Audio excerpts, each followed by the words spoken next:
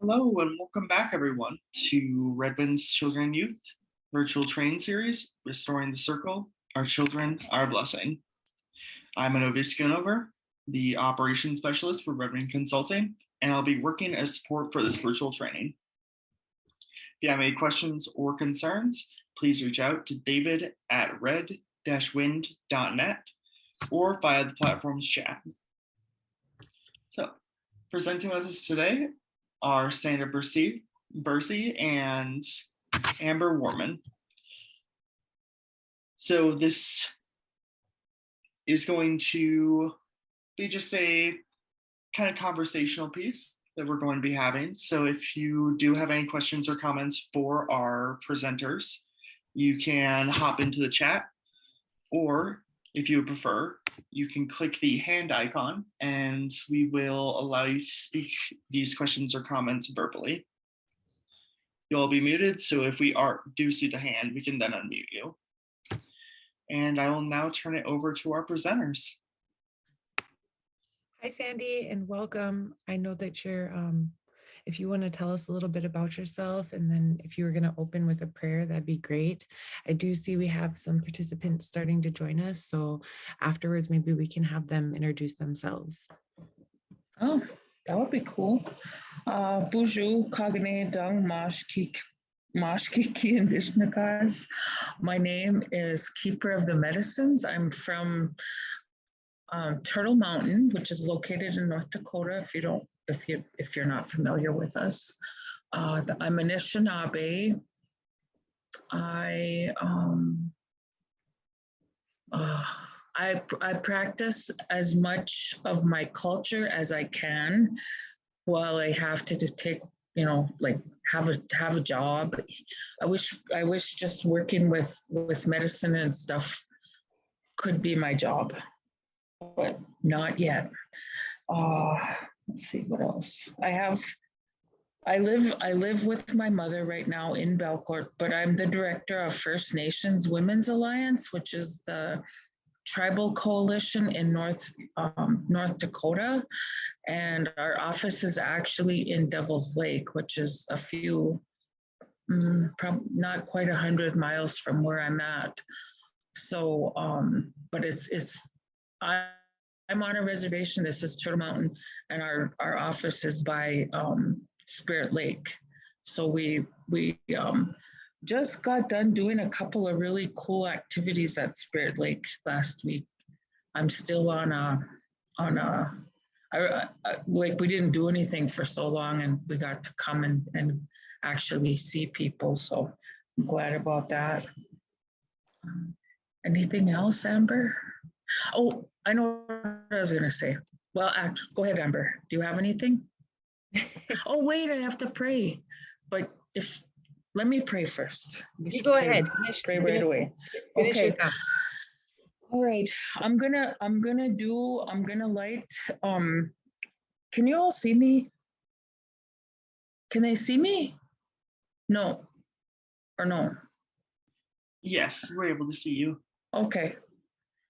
I just want to know if I should just not do anything that I shouldn't do on screen, I don't know, I'm in a mood today, so I'm going to be joking a little bit, but this is my smudge. I have all kinds of smudge things. I have this, I have a shell, I have tons of stuff, but that I use to smudge with, but in this little tiny frying pan, which works really cool as a smudge pan, is our 4-direction medicine, which has sage, cedar, sweetgrass, and tobacco. We mix them all up, and we call it 4 directions. So it does all of the things that we need. And then I'm also going to say, and to me, this is the #1 medicine, it's water. I'm actually gonna sing a water song as our opening. And what it means is, I say, Mide Wabu, which is medicine water. And then Gage Wichigo, oh wait, I have to sing it first before. I have so many Sundance songs in my head right now. I hope I can get this right, but what I say means with everlasting flow, that flows forever. And I'll just sing two two push-ups, but 2 rounds of it, because as a woman I have the right to do that. So when I'm in ceremony I sing 4, but when I'm like doing this, I sing the 2, so that I don't know if y'all want to hear me sing for like 10 minutes. So no. So here we go. I'm gonna usually when I pray, and how I've been taught to pray is to take my glasses off, because Creator does it and the spirits don't, like, they don't really recognize glasses. So when they look at your face, then they're like, what is that? So that's why we take our glasses off, so that we can, Creator can see us, the spirits can see us, and we can see as clearly as we need to. Those things. If I take my glasses off, I can't read my screen, but anyway, so I'm gonna pray, and then let Amber introduce herself.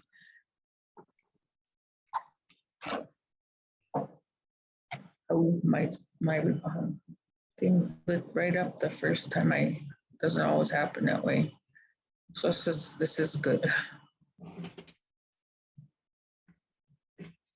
And I believe that when we're doing this, that whether, you're not here with me, right? But you're here with me in spirit, and you get the benefit of the smudge, just like just like I am. Oh, yeah. So enjoy this smudge with me. And if you have water, I hope you have something to drink. Pray, pray with it. When you ask water to be your medicine, even just like be my medicine, it's already my medicine now. So do that too. Mede wabu, mede wabu, mede wabu, mede wabu, kakagijiwan, mede wabu, mede wabu, mede wabu, mede wabu, kakagijiwan.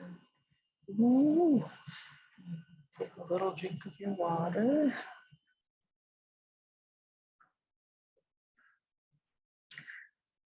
I'm always forgetting to feed my helpers, and I always put some on my face. And it always feels so good. But that's our prayer. To just, we're praying for the water. Pray that I learned something today, and you learned something today, and that we all try to be the best people that we can. So go ahead, Amber.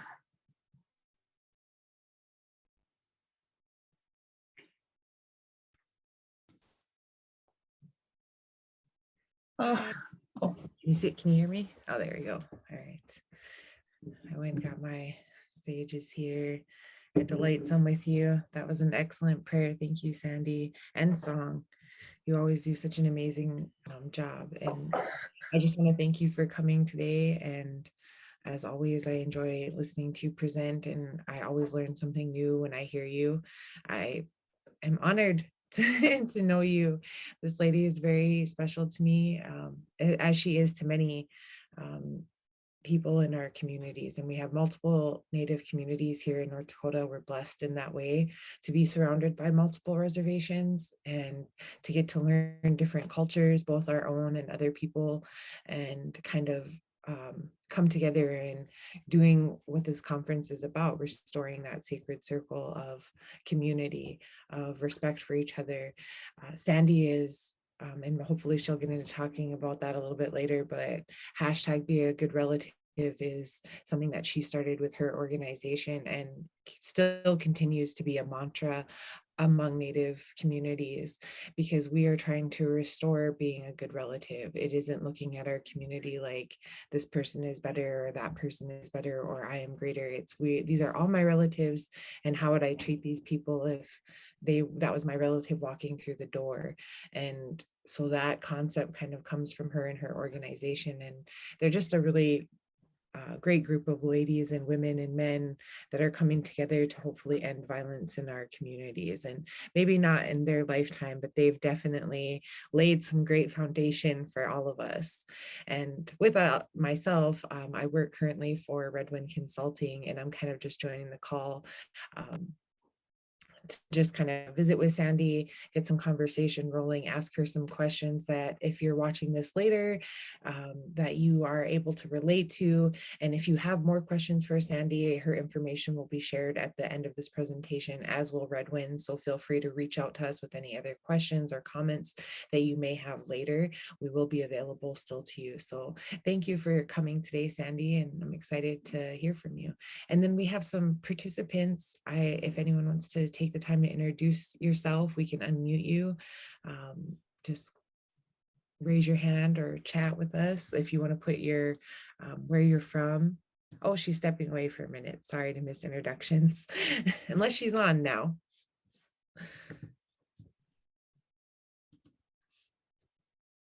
Otherwise, we can just go ahead. Yeah, we'll just get started. What was I going to say? Okay, this is this PowerPoint and this presentation is part of Redwind's project. We also, as a tribal coalition, we have our own grant that we run on. It's a tribal coalition grant, but I'm kind of doing this with Amber, so that it's their disclaimer, but anybody that works for the Department of Justice, we always need to recognize that what we say isn't necessarily what they say. And I'm glad that we have this disclaimer, because it kind of gives us freedom to say what we need to say and not worry about any kind of government coming to us and saying, don't say that. In the previous presidential what's the word I'm looking for? Anyway, we were told we couldn't use trauma informed. They didn't want us to use that there was that we were hurt by, like we had trauma. They just didn't want us to talk about that. We had like things in our background. Yeah. Generational historical trauma. And I just historical, yes. That's the word. I'm like, why can't I think of words today?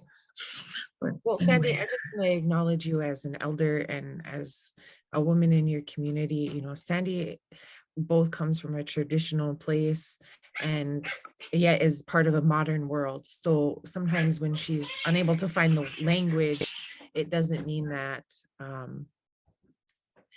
we just don't quite have the same language in our own language. So it's different. So it's just trying to find the words. Yes, thank you.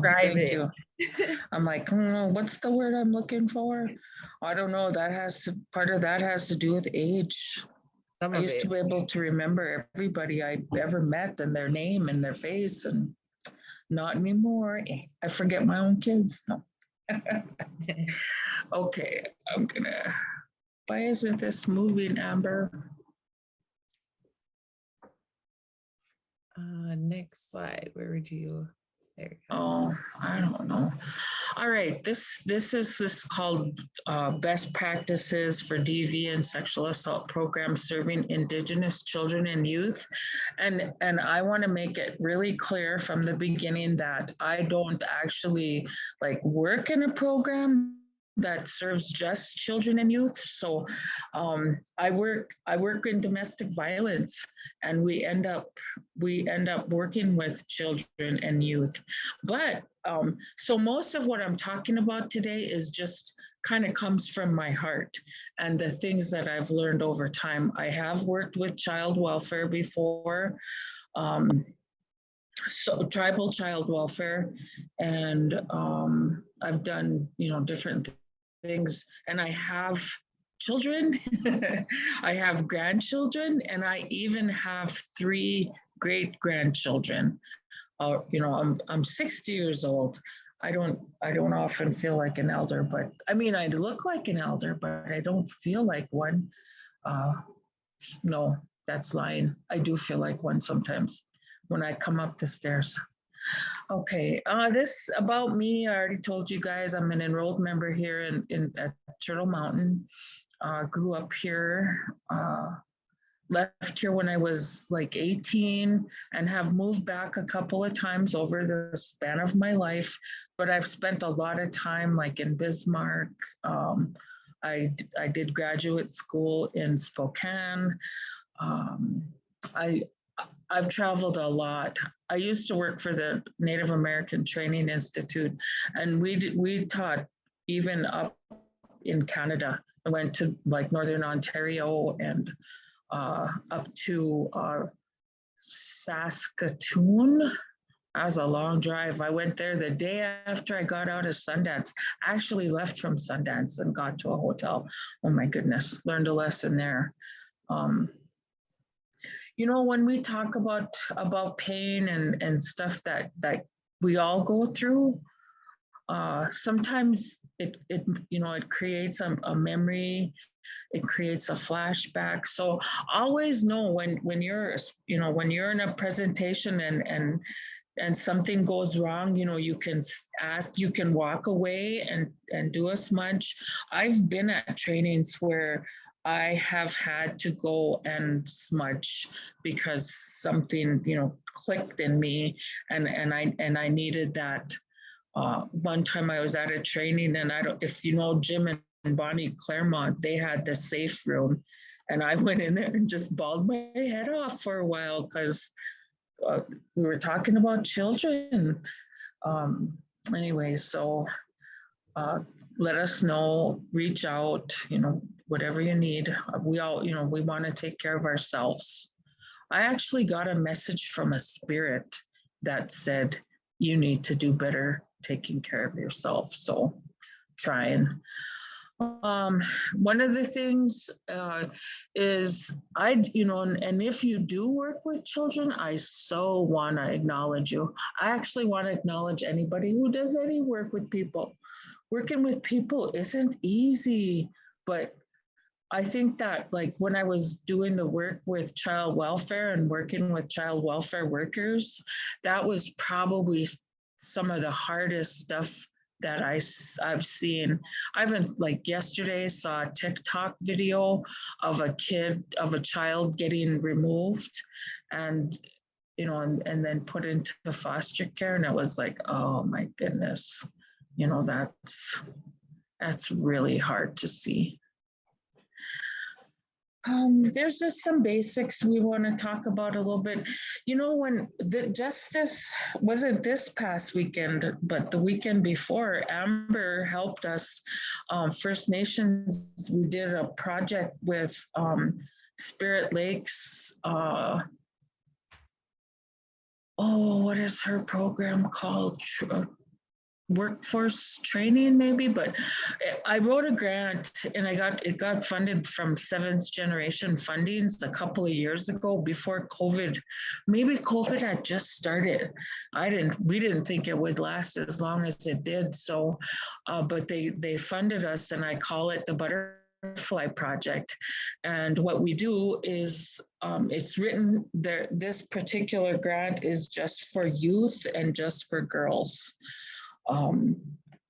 So we did this Butterfly Project, and we got, I think at the end, on the second day we had 20 20 girls, which was the number I had actually asked to work with. But it just was weird because like some would say they could come, some would say they couldn't, and in the end, we ended up with the exact number that I asked for in the grant. And to me, like stuff like that happens when you're doing creator-driven work. But those girls were, one of my staff said one of them was 10 and a half. We wanted young teens up to, but the way it worked out, it was really good. But this one girl was 10 and a half.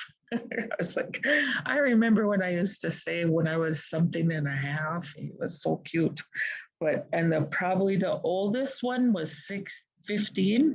But then on the second day, another young woman came that was 19, but needed to be there, Creator Center, to exactly where she needed to be. So, yeah.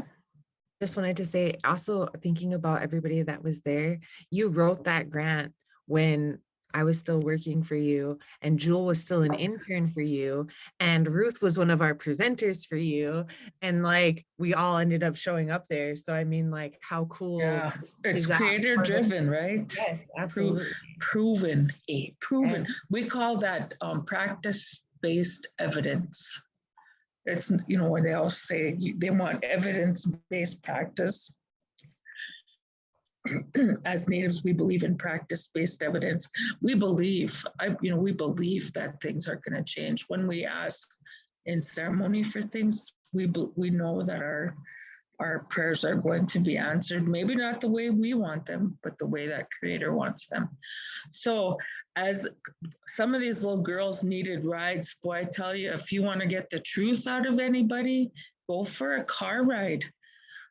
Those little girls there, and some of them were like, might have been 12, but they seemed like they were in their 20s. Some were 15 and seemed like they were 8. So you have to be aware of different child's developmental stages, where they're at. Our kids, we know our kids have to, they have, they've experienced trauma. If you live on a reservation, if you don't live on a reservation, our kids are experiencing trauma. I used to talk with my kids. Now I talk with my grandkids, about bullying in school. Are you getting bullied? And almost every single one of them says yes, by somebody, whether it's a teacher or another student, somebody on the bus, so they're, some of them, they just come from so many different backgrounds.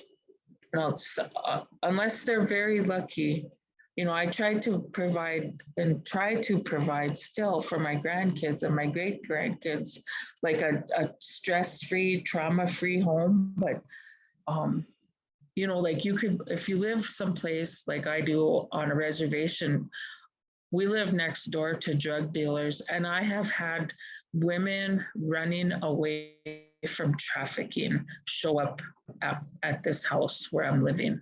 So, and my grandkids could be here when that happens, or yesterday we had an active shooter in our community.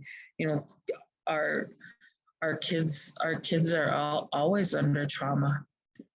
So anyway, and then talk to them, using the age that's consistent with their development. Somebody posted on Facebook this morning that there's a little girl, I think she's like maybe from Mexico, but she's Native too. Well, because they're the same people as we are. There's just an invisible border, but that she's the smartest person on earth. And up here in the Turtle Mountain, one of my well, I call her my niece, but she's really my first cousin, but she's so much younger than me that she calls me auntie. But her IQ is as high as Stephen Hawking's. but we keep her under wraps because we don't want nothing to happen to her. But it's really hard for her to be so smart, because can you imagine, you know, when you're talking to people and they're way above your you know, way above you or way below you, it's hard, you know. So sometimes you could come across a kid who is incredibly gifted too, and still have to be able to assess that and know. When I talk with her, I always tell her, I know I must sound like I'm, you know, a complete dummy, but bear with me, you know. So I try to find her books and stuff like that she can read, because she, you know, even getting, our libraries don't have any books here that are her, you know, that she hasn't read and you know, doesn't already know about. So try to do different things with her like that. But some of the, you know, you guys know these, the observable effects of trauma, anxiety on these little girls when we asked them to speak in a talking circle. It was funny. And I think the next time we do one, I bet it'll be different than the first time. But you know, the observable signs are anxiety, you know, your heart rate increases, labored breathing, crying, numbness, shock, falling, not being able to keep your balance. Isn't that crazy? But that is actually a true thing. Like when you're out of balance, you're gonna fall. You're gonna fall. I was going to go visit my very first boyfriend's family at Christmas time, and I walked in the house and I fell over a chair. I was so scared and nervous, and I completely fell over a chair, and then this man's or boy's father said, I don't know what your name is, but it's definitely not Grace. I was like, thank you. Loss of your own bodily functions. That's part of trauma. Kids, we know that there are a lot of kids who can't control when they go to the bathroom, and we have to be aware of that and just be as good of relatives as we can be. You know, and I'm speaking to the choir, I think here. I you know, I see the people who are on here.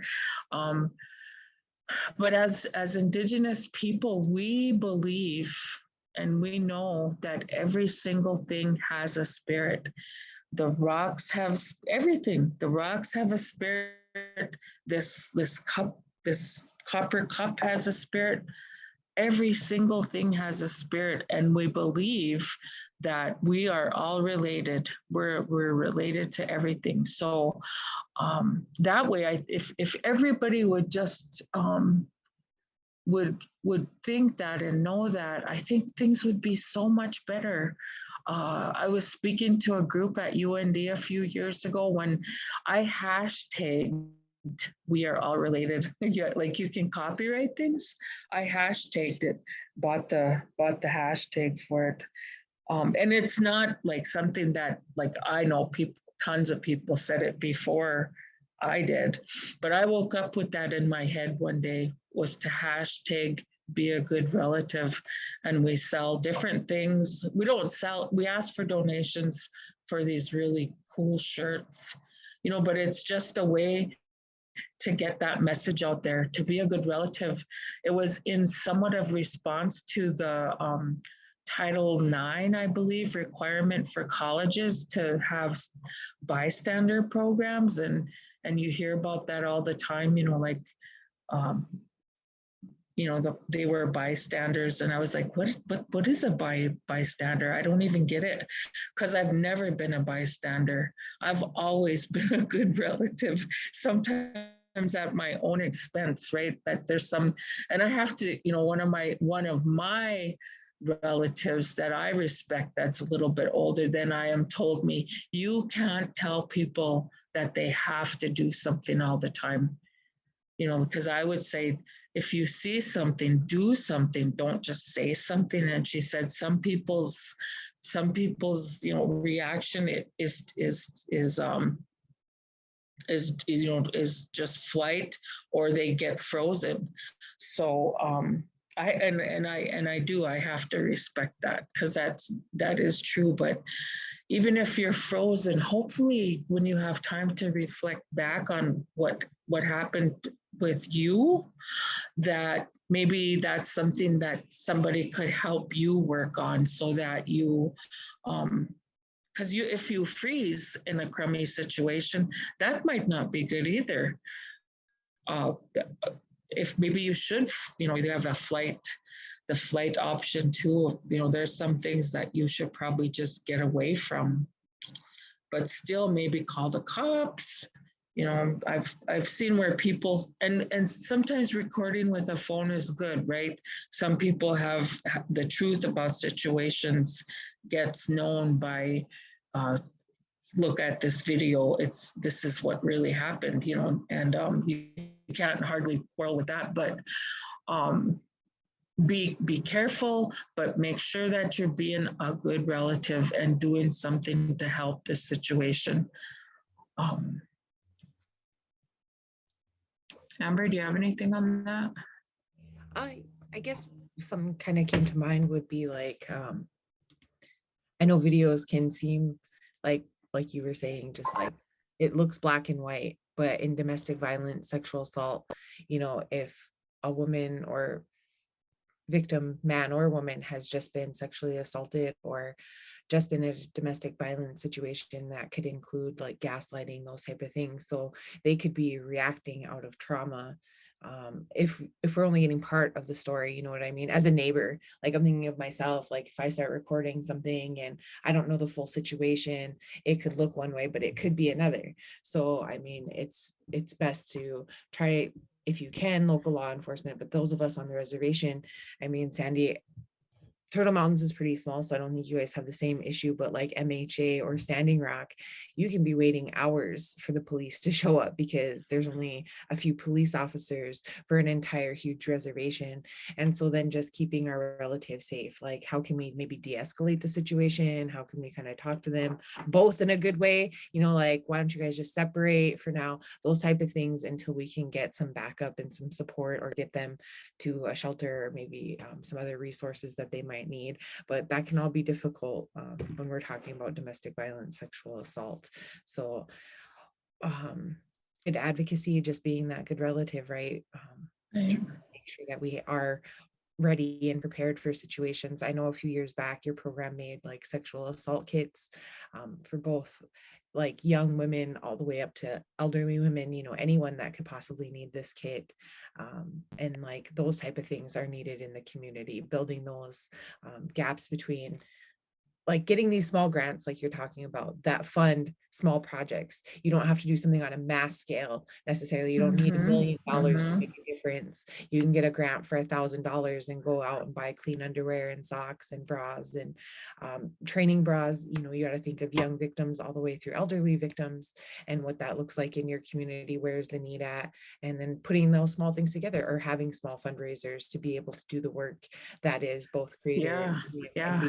That's part of like those Be a Good Relative t-shirts. Are we ask for a donation for them, and you can donate whatever you want, and then you get a t-shirt. And because we buy them at a anyway, but we try to raise money to do some MMIW work, because murdered and missing isn't included in the scope of the tribal coalitions. So we do try to raise money so we can do that work too, or support the people in our communities that are doing that work.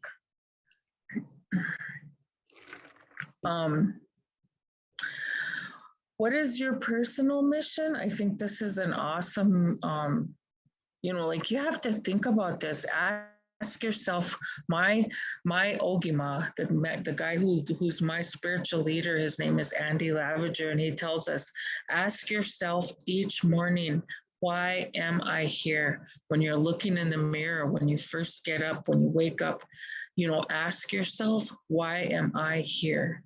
What is my purpose? And then, build your day around that.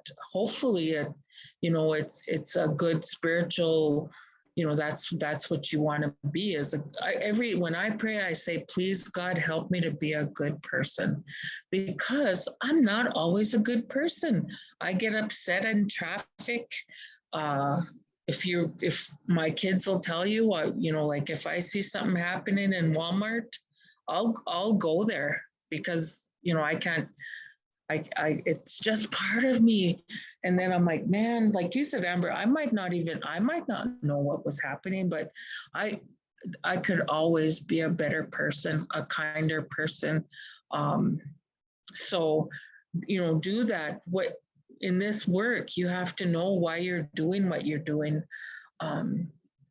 The very first time I went to a national Indian education conference, I must have been around 30 years old, you guys. And I went in, and it was in St. Paul, Minnesota that year. And there was like, I don't know how many people, 2,000, 3,000 people in this huge room. And they were all so smart and laughing.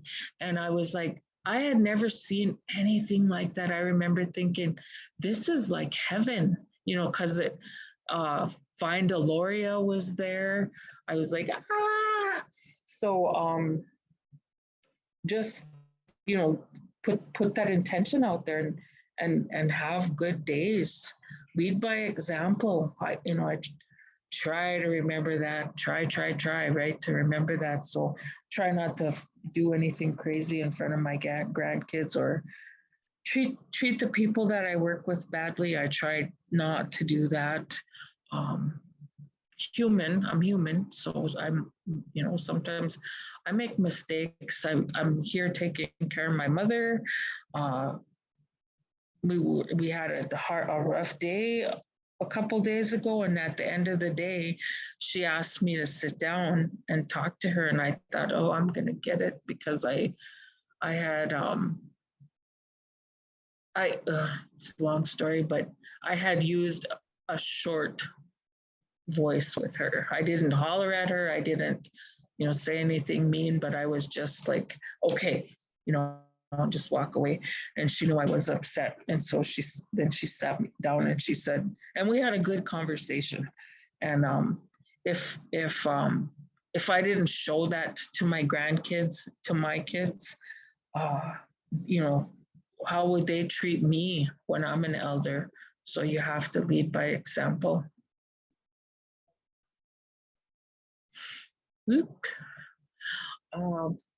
Building community, whose role in your organization is it to decide best practices and policies? Like this thing said best practices, and I was like, we all should be, have some input on what we consider best practice and best policy. I bet some of you guys know who Dee Bigfoot is, but she's like one of my sheroes. She's one of my friends. She has such good ideas. If you don't know her, you need to. If you're working with children, you need to know Dee Bigfoot. She's so phenomenal. But that's like the kind of people that say, tell you how you could be doing and an actual clinical evidence-based practice. Dee's done that. That's part of her story. She's incredible. But like wherever you work, look around and see which program is getting the most customers, the most people who go in and want to get services from them, not based on, they're not even based on their need, but because they get treated nicely. at that program. Like you know in your community who's popular and who's not, who people are scared to go and talk to. And if they're scared to go and talk to them, maybe it's you that has to go in and maybe help them, pray for them, do different things so you can make, we're always trying to make our communities better. And if somebody's doing a really good job, go and find out what they're doing. How'd you get here? There's no need to reinvent the wheel. Our tribal coalitions, and I think there's 20 of us. There was 19, but there's 20 now across the country. We meet every single Tuesday unless there's something big going on, like a bigger conference. But we meet every Tuesday and we talk about stuff like this, best practice. What are you guys doing? We share everything. If we have policies that the others want, we share them. We don't just you have people who hold stuff like that, to themselves. Why? We want everybody to be good, to be great, to, our communities to have greatness, happiness. So the other thing that I do, or I've tried to do, is to think about if I'm working on myself, what do I want to think about? I want to think about who made me the person that I am in a good way, not in, there's some people who have added to the kind of person I am that were horrible people, and that's just what happens. But I think back to a teacher. Her name was Mrs. Gilbert. I think she's still alive and she's over 100. And she collects monarch, or she loves monarch butterflies. But Mrs. Gilbert, and she was non-native from the next community. She never treated us like we were little dirty Indians. She was right there with us. And because of her, and she always I don't know if she made everybody feel smart, but she made me feel smart. And when I see her, if I saw her today, and she'd still know my name, and she knows my kids. So, look back at that and think about that and emulate yourself after that. Use it in the good work that you do. What seeds took. That's a picture of a plant growing. What seeds took. How do you nurture those seeds, and then how do you share them? This spring we got seeds from our local NDSU extension office, but we had to sign an agreement that we would try to, these were seeds that will reproduce, seeds that will grow again, not your Monsanto seeds that grow one time and that's it. These were seeds that were shared with us that have come down from a line of other seeds. So that was really cool. Health in tribal communities includes so many things, but one of the things we put is terminology. Terminology is so important. We talk about be a good relative. Why are you doing what you're doing? Calling those, I told those little girls in Spirit Lake, I said, I don't know, if you want to call me grandma, that's what, if I'm like your grandma, call me grandma, don't call me God, miss who, or, this or that, but it's so those are terminologies, affects our communities, our traditional teachings. Plus, not only do we need to use our traditional teachings, we also have to be aware of what other people are teaching our kids or our communities. Be aware if there's somebody oftentimes our reservations are like, it's not as bad now as it used to be. Like on Turtle Mountain, you can't do any research on here without going through the tribe first. But we had a doctor that came from somewhere and was working at IHS, and she was a psychiatrist. And when she left this community, everybody that saw her was diagnosed with bipolar depression. Everybody had been put on this one medication called Geodon, and some people, including my mother, had ended up with closed head injuries from this doctor. That's so when we're making sure that we're providing good services and that the people we're working with are getting good services, we got to be aware of that there's people out there that are, and maybe they don't even mean to commit harm.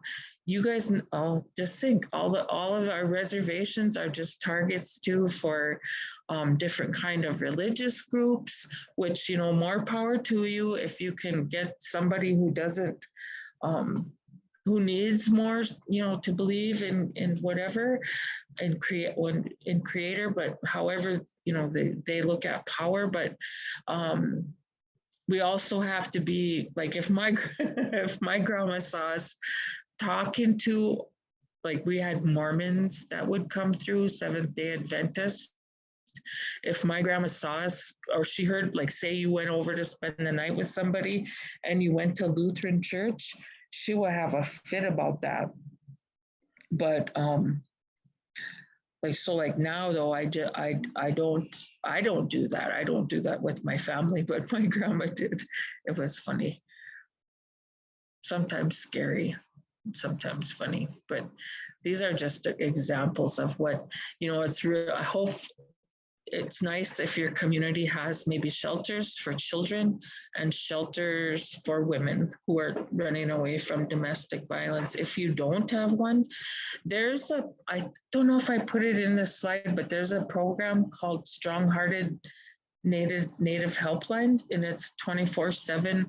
It's like the domestic violence hotline, but it's for natives. It's for natives, and they first opened up down and got their training from the domestic violence hotline, which is in Texas. Will I think of the town it's in? Probably not. But they moved their program up to Minneapolis, and they do a great job. I've gotten calls from the Strong Hearts Native Helpline, and we'll end up with, talking to a person. So, if you don't know where your local, where you can get help locally, you can call Strong Hearts, and they'll, if they don't know the answer, they'll help you find it, or they'll help find it. I love what they do.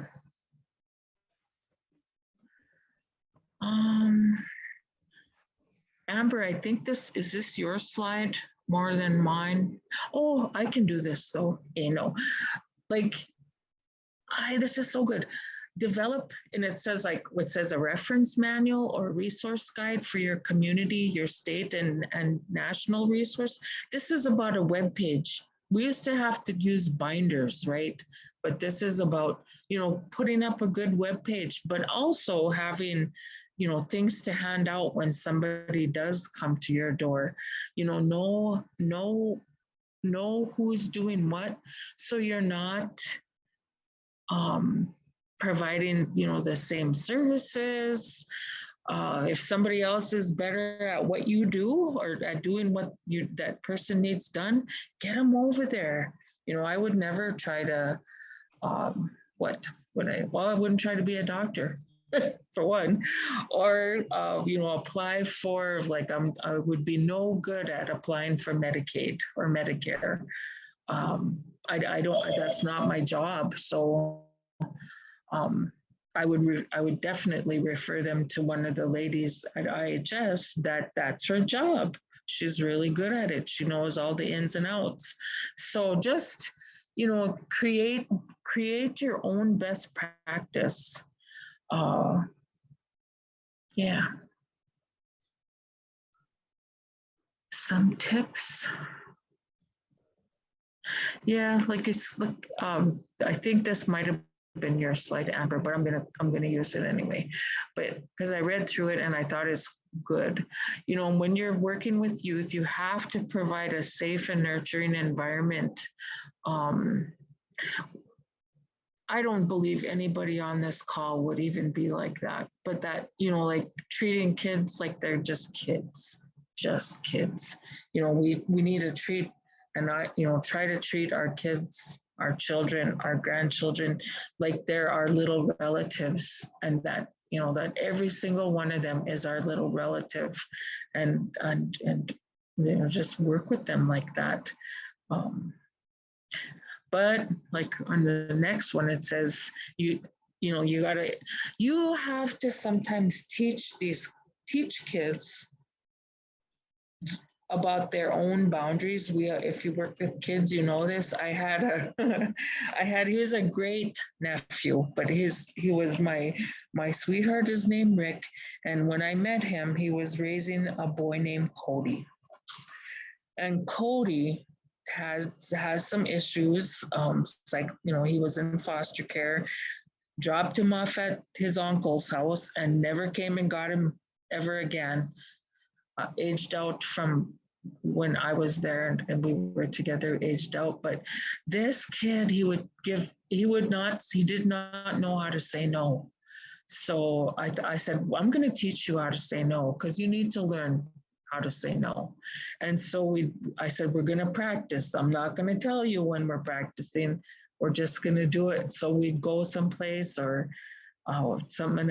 I'd be like he got some money from somebody for doing something. And I said, Cody, can I borrow $15? And he said, yeah, here. And he starts reaching in his pocket. I said, this is when you're supposed to say no, because I have $15 of my own. Why would I need yours? Practice saying no. He's like, I can't say no to you, Auntie. I was like, oh, but yeah, work with them on their boundaries if they don't know how to set them. But, and a lot of that happens by modeling boundaries in a good and kind way. When you work with kids, they'll come and ask you some crazy questions, and you have to figure out what's the best, the kindest, the best way to answer them, and which is sometimes by not answering them, right? Kids, I have a granddaughter, she's 12, and she asks a million questions every day. I bet she asks a million questions every day. And she asks them that's just the way she is. So sometimes I just tell her, you know what? I know you know the answer to that. I'm not going to give it to you. Or you tell me, and so I work with her that way. I said, don't be asking me questions that that I know, that you know. She's just like, okay, Grandma. But then she'll ask me another question. Okay, here's some community resources. Geez, I didn't put it on here. Strong Heart, I should have put it on here, Strong Heart Native Helpline, but the first one is NIWRC, which is the, oh, good Lord, National Indigenous Women's Resource Center, Native, I don't know.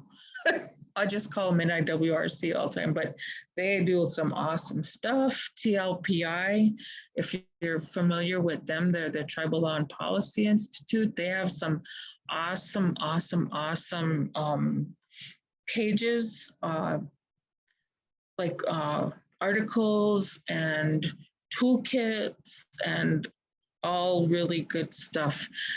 And then I listed the ATCV, which is our alliance of tribal coalitions. And then I I put the Alaska Native Women's Resource Center because they have their own resource center over there and they're really, really good. But I don't know, I couldn't get it to come up as a like a thing that you tap on and use.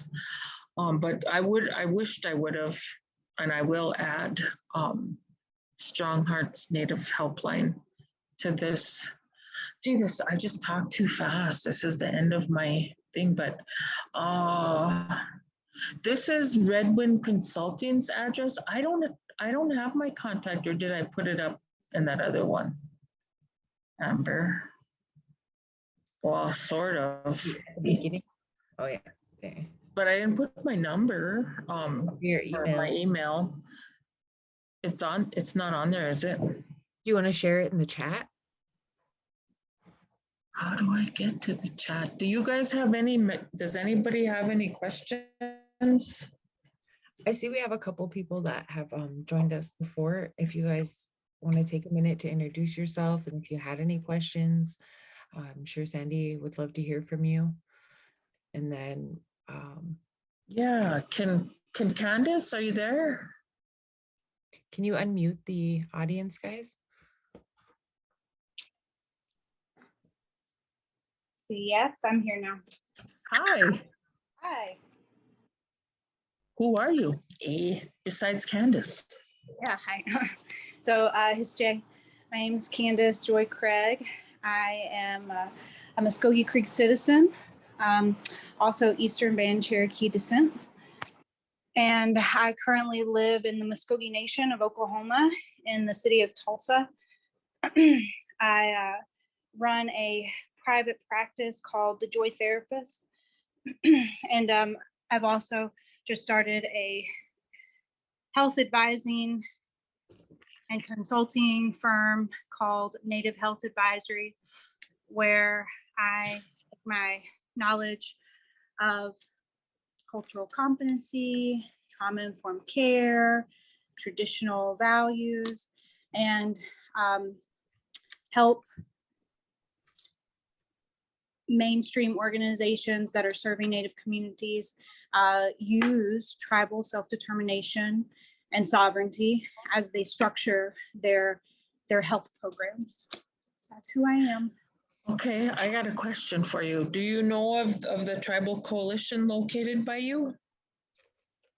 Well, I've just moved here in the last So you don't. There's a tribal coalition, and they're called the NAV. NAAV. NAAV. Okay. Now, what does that? Go to that ATCEV website and type and look for the acronym NAV. It used to be directed by Dawn Stover, who is an awesome person. If you haven't met her yet, she's the president of, or she's our staff at ATCV now. But Shelley Miller, oh God, see, I'm getting so bad. But anyway, you have a tribal coalition close to you. Yeah, if you need any help or you want to work with them, get in contact with Shelley. Okay, Shelley. Absolutely. That's great. One of my best friends, Renee Stapp, I think just moved down to, well, not just, probably last fall. Maybe it's been longer than that, but she works for your nation. She's part of the group that was started when the lawsuit was won. Oh, the McGraw. Yes. Okay.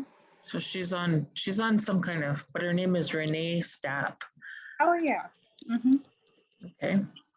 She's a good friend of mine. Probably an Amber's. Me and Amber's. Okay. Verlin.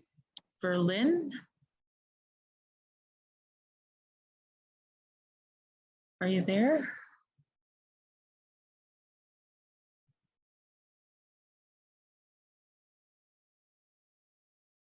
If I can see you unmuted yourself, but we can't hear you.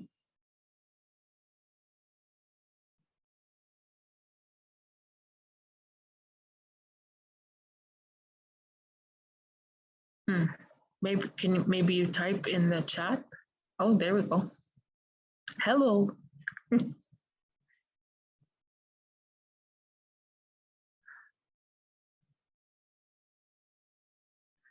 How about Jovita? Jovita, are you there?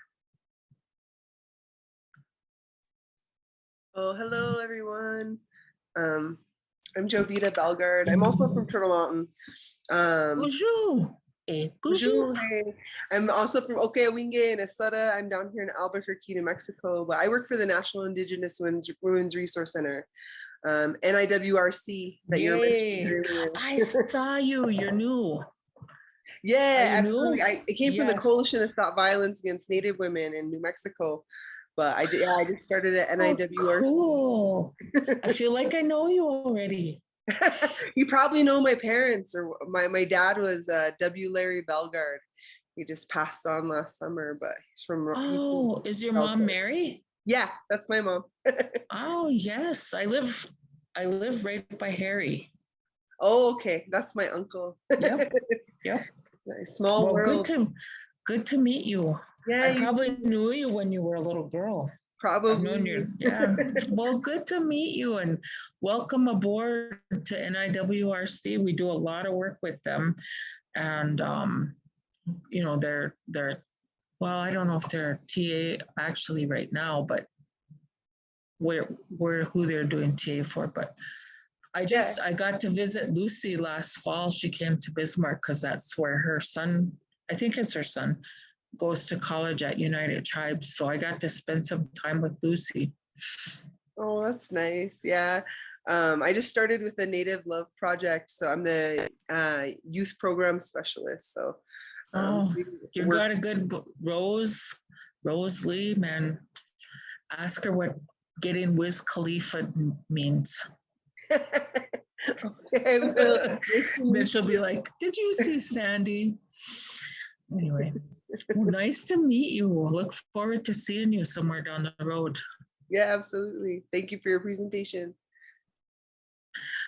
Marcy?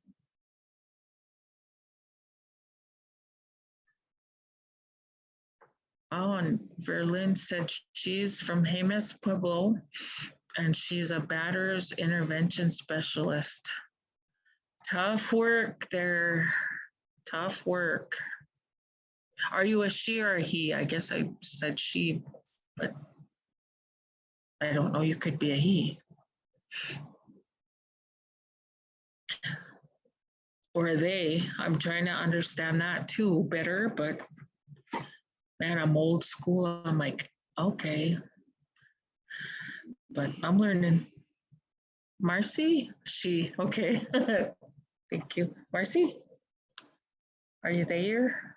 Want to introduce yourself? I don't want to force anybody but to talk, but there's me and I have a coworker too. Hi. Hi. We work for the Youth Crisis Intervention Center in Winnebago, Nebraska. Oh, in Winnebago. Okay. All right. Welcome. Good luck with your work. Thank you. Appreciate it. Do any of you guys have any questions? I must have talked really fast, or I didn't put enough do enough things. I know what I could show you. I could show you I want to show you something before I let you guys go. I do want to make sure, because I want to start getting doing some support groups and stuff in our area, and I want to make sure that my T's are crossed and my I's are dotted. So any ideas, or if you could maybe email us the slides. So yeah, I can do that. To refer back to make sure. Amber, can you get them the slides? Because they don't. Yeah, I'm still screen sharing, right? So I can bring up one of my thingies. Let's see. Let me find it.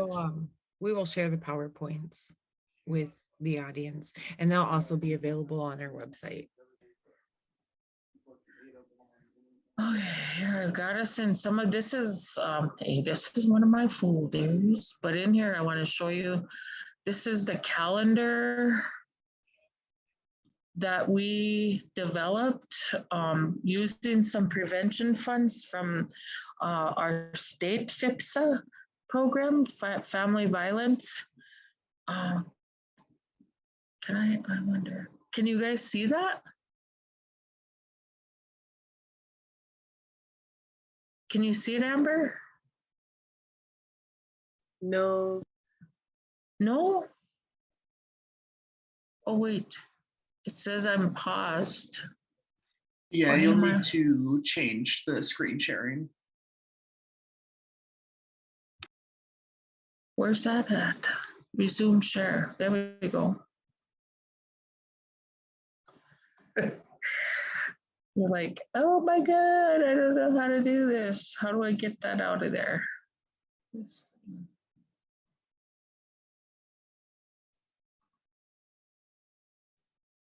There we go. Oh, Sandy, I was just going to show it. Oh, thank you. I was having a hard time getting it set up. Do you guys see that? It says be a good relative, and the work we do is called, we call this Project Medicine in Action. We have a group of change makers who are like, we want them, to be change makers in their community, which they, that's how we picked them, because they already are change makers. But we developed, as part of that, we got them together, and we came up with some like guidelines that we could use for prevention, and part of it was that that be a good relative calendar. And we hired one of my somebody that I know. I think you probably know her too, Rania, Amber, Rania Hoblet, and she's from, I want to say she's from Rosebud, but she lives in Mandan, and we hired her. She's an awesome artist. She helped us design the calendar, and then she helped us design some sheets. Go to our website. I hope that you can find them there, or email me and I'll send them to you. But it's already almost July, so I think we have almost all our calendars for this year gone, but the calendar is circular in nature. You want to throw it up again? Let me tell them about it, because we'll do this again. I think if I'm talking, huh? when I'm talking, then it goes bigger. There you go. See, then it moves. Otherwise, that's crazy. Yeah. So that it says medicine in action on the top, and that's part of what we came up with as there's a program that's called Green Dot. I don't know if any of you heard of that, but it's a prevention program. But it's kind of for cities and for bigger places, and it's not really culture based. So we came up with our own thing, and it's called Medicine in Action. And I'd love for the whole country to start using it, because we're the medicine, right? We're the medicine in action. Everything we do is teaching people how to be, better relatives, better people. So we're the medicine in action. And we have some sayings, like some points that we put, and you can like print them off of our web page of our website. And if you can't, I could email them to you. Sometimes our website, I don't know. Anyway, we need to be better at it. But those calendars, we made them, because time is circular. It's not linear like we look at a normal calendar. And we also made like the months are the color that we use to observe them. So like October is purple, May is red, teal is for April, and then around it we have different observation days that match the color of the month that that thing happens, or like, or of the month. They're really, really cool. And you could print them out. But, and then we have like some tip, I don't like to call them tip sheets, but some other sheets that just you can print out and hand out to kids or use with kids or adults in some prevention work. So after a while, I talked with you guys a little bit about the butterflies. So now we have butterflies, our first group of butterflies, but there's kind of an MHA group already, but then we're gonna hopefully get more funding. I'm hoping that we get more funding I wanna get butterflies on each reservation and each of the bigger, where anybody wants to be a butterfly, actually. And then they'll work with the change makers from their own communities and other communities.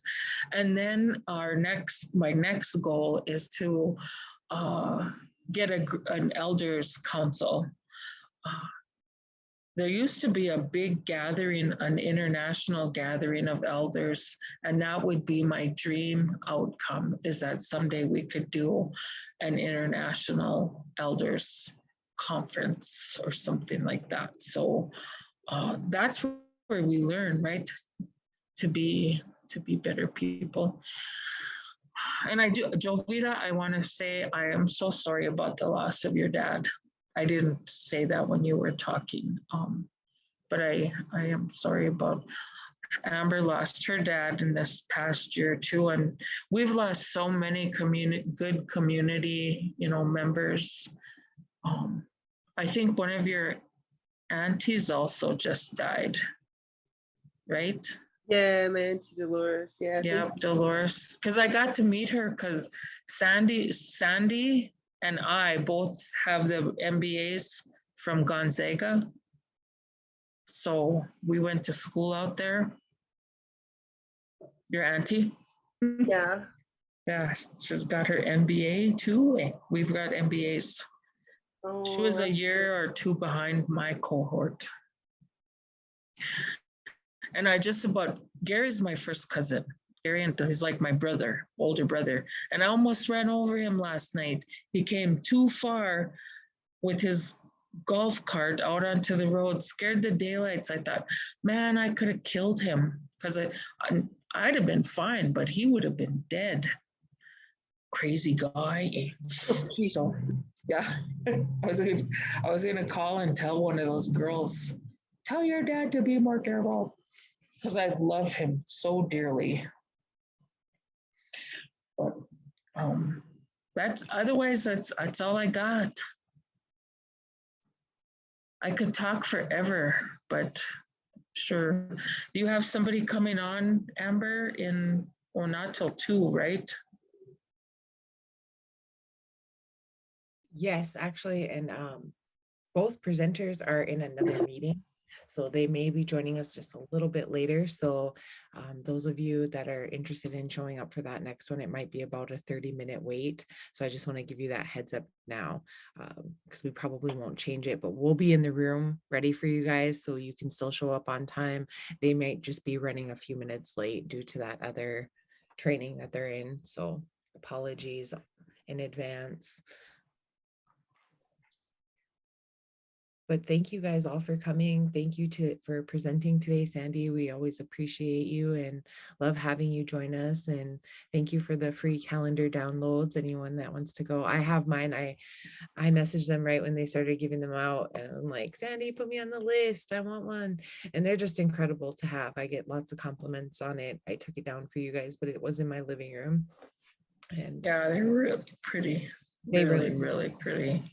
Absolutely. They're like Fargo they have the Rape and Abuse Crisis Center, and they're a big program. And they called and asked if they could write a story about our calendar. And I was like, yeah. So they did a little bit of a story and highlighted it in there. And so I was really proud of it. We even got I don't know how, but we got a request from a man from Romania. So we sent some calendars to Romania. That we did out of our own pockets though, because it was expensive, a little bit more expensive to, and even to send to Canada is more expensive. But yeah. Being a good relative travels. Yeah, I don't know how that guy, he's like, I got, you know, in Facebook, you get those messages from people you don't know, and sometimes you don't see them right away because I don't even know where to find them. It's just, but yeah, those calendars are all over the United States. We made 500 and I think we have like 25 left. Yeah, they're nice. I hope you guys do it again next year, have the funding to do it again next year. Be cool to get them into all our tribal elementary schools and start getting the kids to start thinking circularly. Because again, this is restoring the circle virtual conference training. So it's part of the work that we do.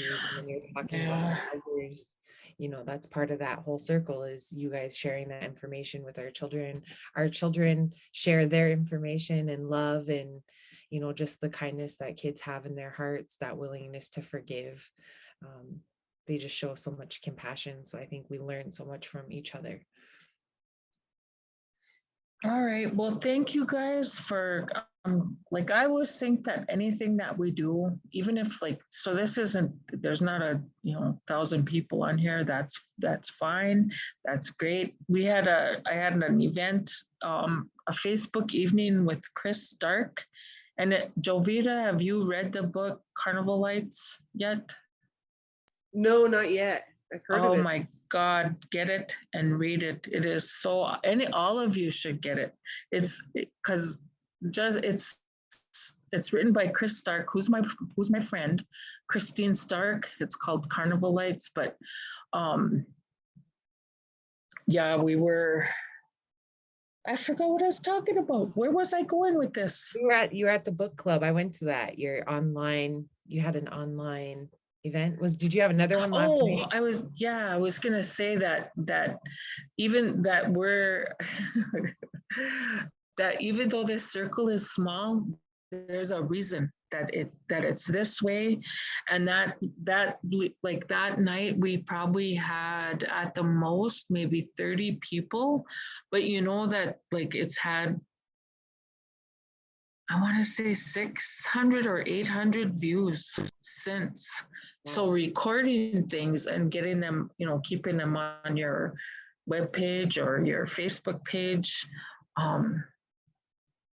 it can touch other people in that way. Absolutely. Thank you for sharing, Sandy. It's been great. The name of the book, Verlin, is Carnival Lights. I can type it in here, so.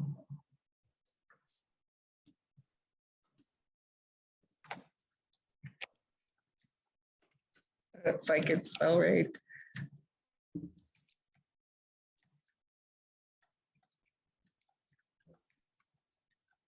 If you, Chris Stark, she was a big part of what the MUSAC, the Minnesota Indian Women Sexual Assault Coalition.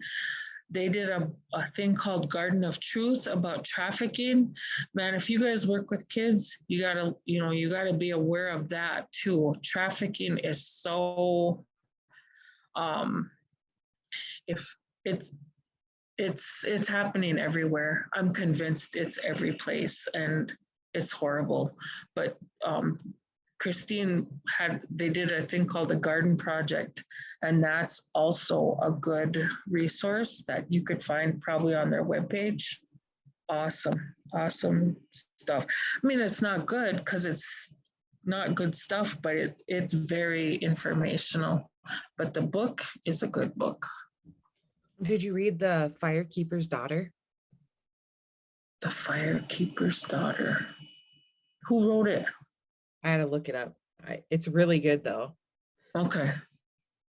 I'll send it to me and I don't think I read it. I read Louise Erdrich's book called, was about her grandpa. Oh, The Night Watchman. Oh my God, that was a good book too.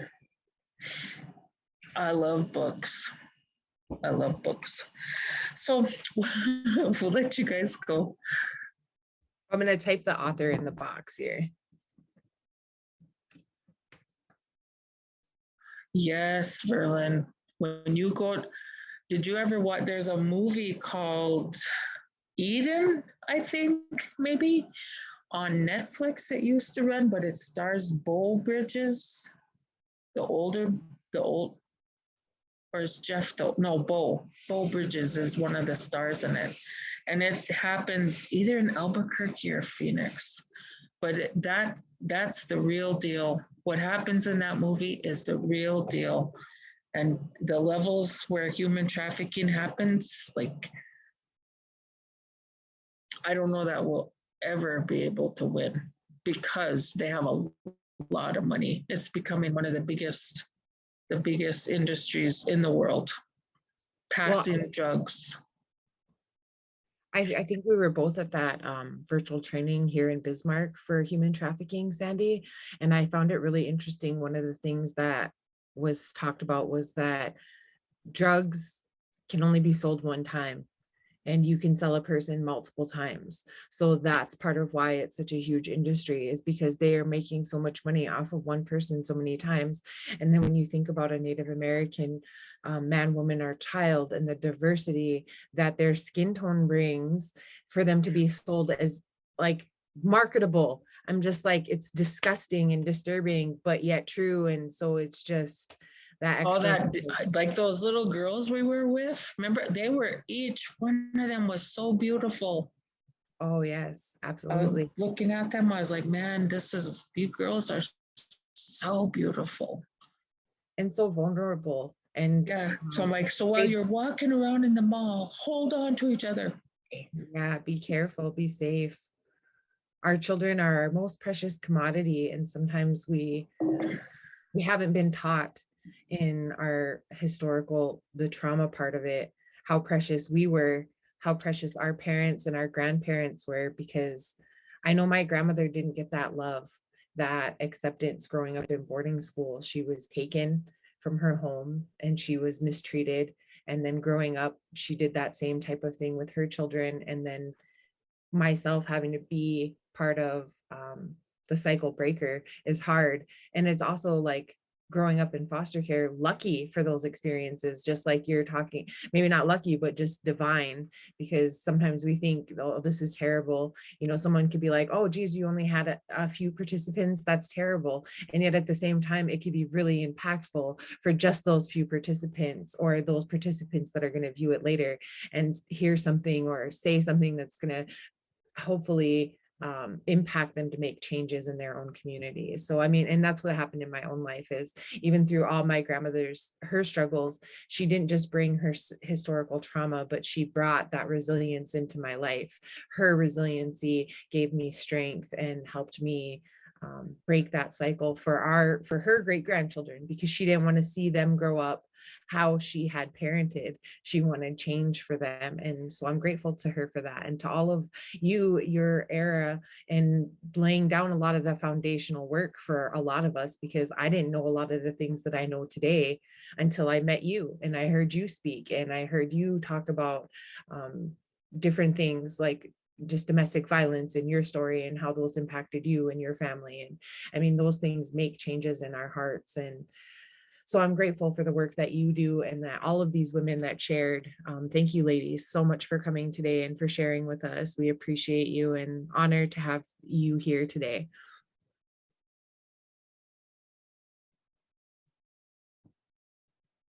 And then we have a comment. We are experiencing so much of that here on the reservation, and the lack of love and knowledge of my generation, and breaking that cycle is hard to break or even to talk about. Thank you, ladies, for sharing. And that was from Verlin. Thank you, Verlin. Thank you. Thank you guys for being here. Yes, absolutely. So we say Gigawabamin, which means see you later. And it means I'll see you later for sure. or you can say Bama P, which means, like later, less serious, but Gigawabaman is more serious. See you here or there.